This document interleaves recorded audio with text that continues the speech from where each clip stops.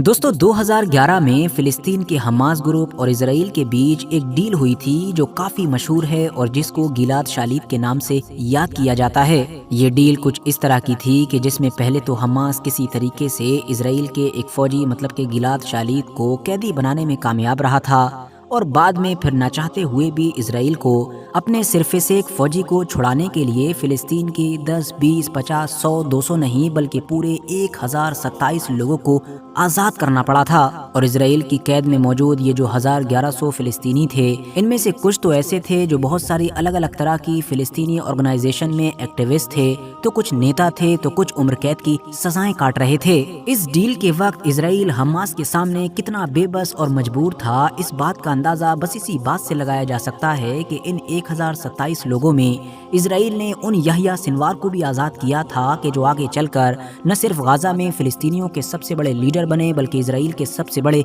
दुश्मन भी साबित हुए। लेकिन आपको जानकर शायद हैरानी होगी कि जिस वक्त इसराइल 1027 के करीब लोगों को आज़ाद करने के लिए तैयार था, इवन यहया सिनवार जैसे ताकतवर लोगों को भी आज़ाद करने के लिए तैयार था, ऐसे वक्त में भी इसराइल की जेल में मौजूद एक ऐसा इंसान भी था कि जिसको इसराइल किसी भी सूरत में आज़ाद करने के लिए तैयार नहीं था। बावजूद इसके कि हमास ने पूरा एड़ी चोटी का जोर लगा दिया था, मगर इसराइल किसी भी सूरत में उसे एक इंसान को आज़ाद करने के लिए तैयार नहीं हुआ। इसराइली जेल में बंद ये दरअसल वही मशहूर फिलिस्तीनी लीडर है कि जिसको फिलिस्तीनी लोग या पैलेस्टीनियन सपोर्टर्स पैलेस्टीन का नेल्सन मंडेला कहते हैं। तो वहीं दूसरी तरफ जो इजरायली हैं वो इसको सबसे बड़ा दुश्मन और आतंकवादी कहते हैं। अपने लिए इस इंसान को इतना बड़ा खतरा मानते हैं कि किसी डील में इस इंसान को छोड़ना तो दूर, बल्कि हम ये भी कह सकते हैं कि अगर हमास या इस जैसा कोई भी ग्रुप इसराइल के सामने ये डिमांड करे कि चलो इस इंसान को ना छोड़ो, इसके बदले में 1000 लोगों को छोड़ दो, तो शायद इसराइल आसानी के साथ उन 1000 लोगों को छोड़ देगा, लेकिन इस एक इंसान को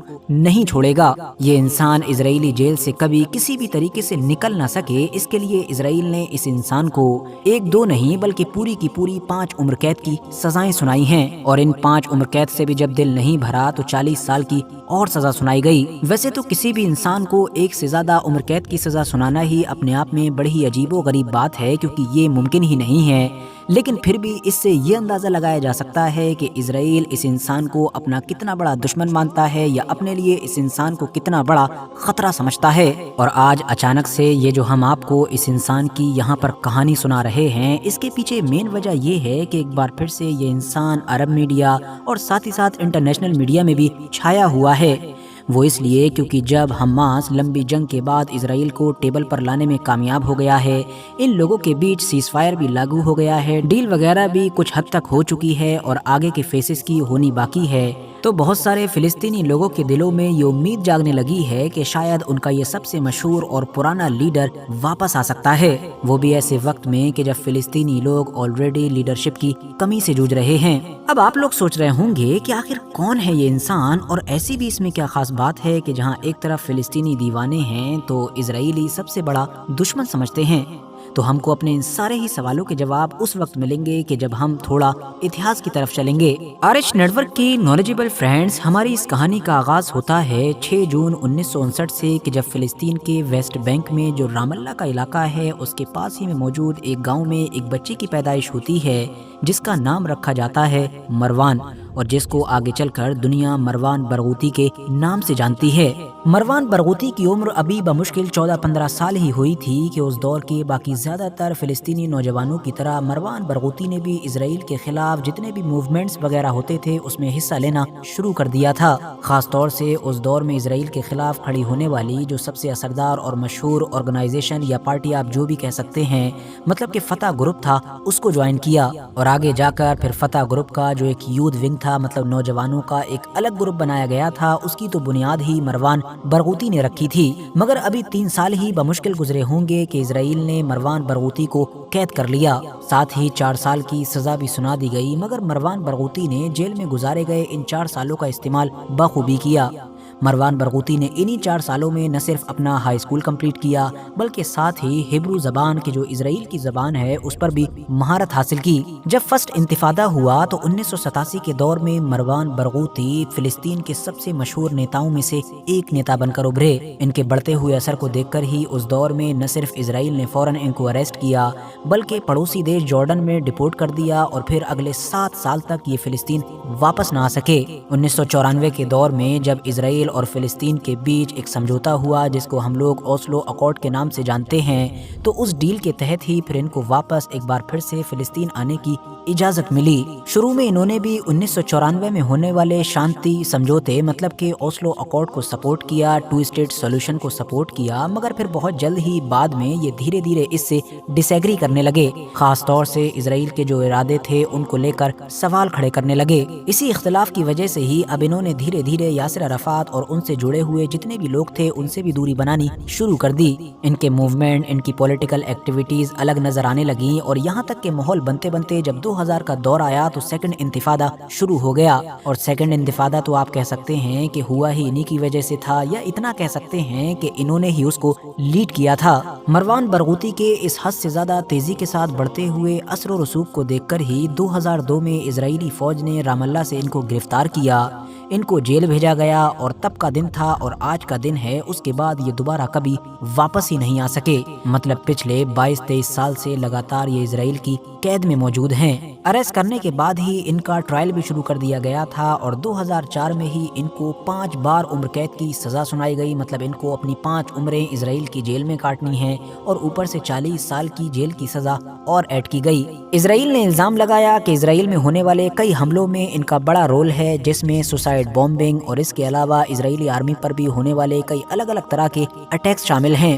ساتھ ہی الزام یہ بھی لگایا کہ سیکنڈ انتفاضہ میں 5 لوگوں کے مرڈر میں یہ شامل ہیں، جبکہ ان کے اوپر بے شمار لوگوں کے اٹیمپٹ ٹو مرڈر کا بھی کیس بنایا گیا، اور انہی سارے الزاموں کو بنیاد بنا کر ہی 5 بار عمر قید اور 40 سال کی جیل کی سزا سنائی گئی تھی۔ دوسری طرف مروان برغوثی ان سارے ہی الزاموں کو ریجیکٹ کرتے رہے، بلکہ انہوں نے تو اس پورے ٹرائل کو ہی ماننے سے انکار کر دیا۔ ان کے مطابق یہ لیگل ہی نہیں تھا اور نہ ہی صحیح طریقے سے فالو کیا گیا تھا۔ اسرائیل کے لیے پرابلم کی بات یہ تھی کہ وہ مروان برغوثی کے جو پہلے ہی کافی پاپولر ہو چکے تھے، جیل میں جانے کے بعد ان کی پاپولیرٹی کم ہونے کی بجائے وقت کے ساتھ بڑھتی ہی چلی گئی۔ 2012 کے دور میں کہ جب آلریڈی ویسٹ بینک اور غزہ پولیٹیکلی الگ ہو چکے تھے، مطلب غزہ پر حماس کا رول تھا اور ویسٹ بینک پر پیلسٹینین اتھارٹی کا، تب ایک سروے کروایا گیا تھا جس میں چونکا دینے والی رپورٹ آئی تھی۔ فلسطینی لوگوں میں کیے گئے اس سروے نے کلیئرلی بتایا تھا کہ ابھی بھی 60% سے زیادہ وہ فلسطینی لوگ ہیں کہ جو پریزیڈنٹ کے طور پر صرف اور صرف مروان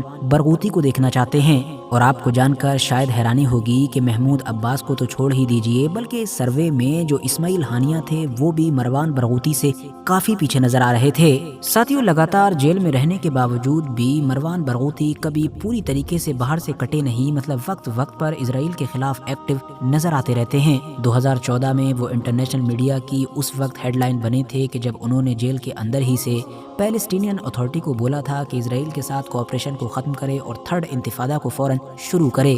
2017 میں اس وقت وہ کافی دنیا میں چرچاؤں میں رہے تھے کہ جب انہوں نے جیل کے اندر ہی بڑے لیول پر ہنگر اسٹرائک کی تھی۔ ان کی وائف کے جو پیشے سے ایک لائر اور ایکٹیوسٹ ہی ہیں، وہ بھی اس پورے دور میں کافی ایکٹیو نظر آئی ہیں۔ اب یہاں پر اگر آپ میں سے بہت سارے لوگوں کے دماغ میں یہ سوال جنم لے رہا ہے کہ آخر مروان برغوثی کی اتنی زیادہ پاپولیرٹی کی وجہ کیا ہے اور اسرائیل کے ان سے اتنے زیادہ ڈرنے کی وجہ کیا ہے، تو دوستو اس کے پیچھے کئی ریزنز بتائے جاتے ہیں۔ پہلا ریزن تو یہی ہے کہ جہاں ایک طرف آپ نوٹ کریں گے کہ غزہ کے اندر حماس سے جڑے ہوئے بہت سارے لیڈرز اور پولیٹیشینز جنم لیتے رہے، تو وہیں دوسری طرف اگر آپ ویسٹ بینک کو دیکھیں گے تو وہاں پر یاسر عرفات کے بعد پھر مروان برغوثی کے علاوہ شاید ہی کوئی اتنا بڑا اور پاپولر لیڈر پیدا ہوا ہے۔ اور ویسے بھی اتنے سالوں لگاتار جیل میں رہنے کے باوجود بھی جو ایک سروے میں 60% کے قریب پیلسٹینینز لوگ ان کو ہی راشٹرپتی کے طور پر دیکھنا چاہتے ہیں، وہ یوں ہی نہیں دیکھنا چاہتے ہیں، بلکہ اس کے پیچھے مین وجہ ہے آخری امید۔ क्योंकि ज़्यादातर फ़िलिस्तीनी लोग इनको अपनी आखिरी उम्मीद के तौर पर देखते हैं। उम्मीद इस बात की कि चाहे पूरे फ़िलिस्तीन की यूनिटी का मामला हो या फिर इंटरनेशनल लेवल पर 2 स्टेट सॉल्यूशन की बात हो, इन दोनों ही केसेस में मौजूदा दौर में अगर कोई एक फ़िलिस्तीनी लीडर सबसे अहम किरदार अदा कर सकता है तो वो यही मरवान बरगूती हैं। क्योंकि अगर फ़िलिस्तीन की यूनिटी की बात कर ली जाए तो इस्माइल हानिया के बाद ना तो अब हमास में कोई ऐसा नेता बचा है और ना वेस्ट बैंक में पहले से ही कोई हुआ करता था कि जो इन दोनों को एक टेबल पर लाकर बैठा दे। तो अब अगर कोई कर सकता है तो वो शायद सिर्फ और सिर्फ मरवान बरगूती ही हैं। और इसके अलावा इनके अगर ट्रैक रिकॉर्ड पर नज़र डाली जाए तो जाहिर सी बात है, जैसा कि हमने पहले ही जाना, कि ये तो 2 स्टेट सॉल्यूशन को भी कबूल कर चुके हैं, बल्कि आज भी कबूल करते हैं। लेकिन सवाल अगर कहीं पर उठाते हैं और डिसएग्री कहीं पर करते हैं तो वो हैं इजराइल के इंटेंशंस। मतलब कि इनके मुताबिक इजराइल खुद ही 2 स्टेट सॉल्यूशन पर कभी काम करना ही नहीं चाहता है। तो इसीलिए बहुत सारे फ़िलिस्तीनी लोगों को लगता है कि अगर इंटरनेशनल लेवल पर 2 स्टेट सॉल्यूशन की बात की जाएगी तब भी उनकी तरफ से सबसे आइडियल लीडर या पॉलिटिशियन मरवान बरगूती ही साबित होंगे। दूसरी तरफ इजराइल भी जो मरवान बरगूती को किसी भी कंडीशन में छोड़ने के लिए तैयार नहीं होता है, उसकी मेन वजह यही है कि वो फ़िलिस्तीन की यूनिटी को अपने लिए सबसे बड़ा खतरा समझता है।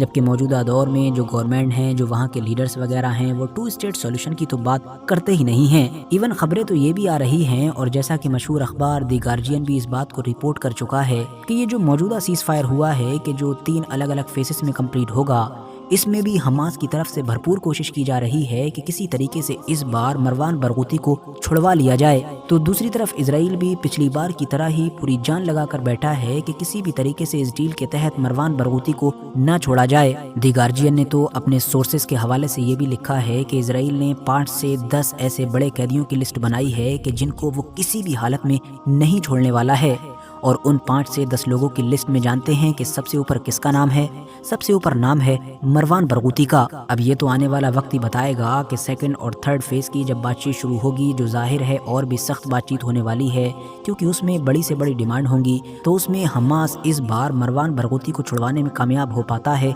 या फिर नहीं। बाकी दोस्तों, आज की अपनी वीडियो को हम यहीं पर ख़त्म करते हैं। वीडियो अगर इन्फॉर्मेटिव लगी हो तो लाइक करने के साथ साथ दोस्तों के साथ ज़रूर शेयर करें, और ऐसे ही नॉलेजेबल और हिस्टोरिकल वीडियोस हमेशा देखने के लिए हमारे इस चैनल को सब्सक्राइब करने के साथ साथ बेल आइकन को ज़रूर प्रेस करें।